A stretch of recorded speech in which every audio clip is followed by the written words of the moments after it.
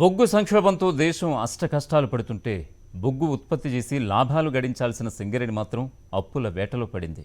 కోట్లకు కోట్లు పన్నులు రాష్ట్ర కేంద్ర ప్రభుత్వాలకు పంచిన ఈ సంస్థ ఇప్పుడు అప్పులివ్వండి మహాప్రభు అంటూ బ్యాంకులను వేడుకుంటోంది. చివరకు కార్మికులకు బోనస్ చెల్లించలేని దుస్థితికి చేరుకుంది. ఇంతకీ సింగరేణికి ఏమైంది? సింగరేణి సంస్థను ఆర్థిక కష్టాలు ఇబ్బంది పెడుతున్నాయి. దేశవ్యాప్తంగా బొగ్గుకు విపరీతమైన డిమాండ్ పెరిగినందున కాసుల వర్షం కురుస్తుంటుందని అందరూ అనుకుంటారు. కానీ బొగ్గు తవ్వే కార్మికులకు దీపావళి బోనస్ను చెల్లించడానికి డబ్బులు లేక సింగరేణి సంస్థ రుణాల కోసం అన్వేషిస్తోంది. తక్షణం 500 కోట్లు కావాలని, ఎవరెంత తక్కువ వడ్డీకిస్తారో తెలుపుతూ టెండర్లు వేయాలని బ్యాంకులను ఆహ్వానిస్తూ నోటిఫికేషన్ జారీ చేసింది. తక్కువ వడ్డీ కోట్ చేసిన బ్యాంకు నుంచే రుణం తీసుకోవాలని సంస్థ పాలక మండలి నిర్ణయించింది. రోజుకు 1.40 లక్షల టన్నుల దాకా బొగ్గును తవ్వి దేశంలోని పలు విద్యుత్ కేంద్రాలకు, ఇతర రాష్ట్రాలకు సింగరేణి బొగ్గు విక్రయిస్తోంది. బొగ్గు కొన్న విద్యుత్ కేంద్రాలు సొమ్ము చెల్లించనందున సంస్థ వద్ద నిధుల కొరత ఉందని సింగరేణి చెబుతోంది. గత ఏడాది ఈ సంస్థ సాధించిన లాభాల్లో 29% సొమ్మును కార్మికులకు బోనస్గా చెల్లించాలని రాష్ట్ర ప్రభుత్వం ఆదేశించింది.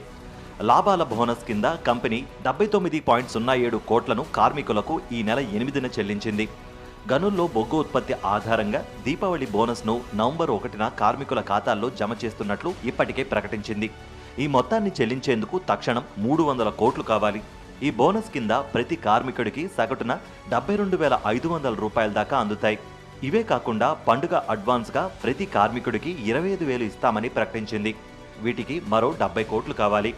ఇవన్నీ కలిపితే తక్షణం 449 కోట్లు అవసరం. ఇంకా ఇతర ఖర్చులకు మరో 500 కోట్ల రుణం తీసుకోవడానికి అత్యవసరంగా టెండర్లు పిలిచింది. సింగరేణి సంస్థకు తెలంగాణ ప్రభుత్వ సంస్థలైన జెన్కో, ట్రాన్స్కోతో పాటు మహారాష్ట్ర, కర్ణాటక, గుజరాత్ రాష్ట్రాల నుంచి దాదాపుగా 12,000 కోట్ల బకాయిలు రావాల్సి ఉంది.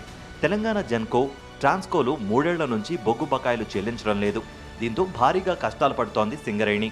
మరోవైపు 2014 నుంచి 2019 వరకు గడిచిన 5 ఏళ్లలో సింగరేణి సంస్థ వివిధ పన్నుల రూపంలో రాష్ట్ర ప్రభుత్వానికి 13,105 కోట్లు, కేంద్ర ప్రభుత్వానికి 14,363 కోట్లు పన్నుల రూపంలో చెల్లించింది.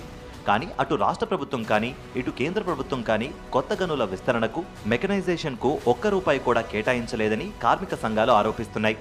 దీంతో లాభాల బాటలో ఉండాల్సిన సింగరేణి రాజకీయ జోక్యంతో ఇప్పుడు అప్పుల బాట పట్టాల్సి వస్తుందనేది కార్మికుల వాదన. మరోవైపు 4% వడ్డీకే రుణాలు ఇవ్వడానికి ఆసక్తి చూపనందున రుణం తీసుకుంటున్నామన్నాయి. విద్యుత్ కేంద్రాలు గడువులోగా సొమ్ము చెల్లించనందున 7.50 చొప్పున వడ్డీని జరిమానా వేసి వసూలు చేస్తామంది.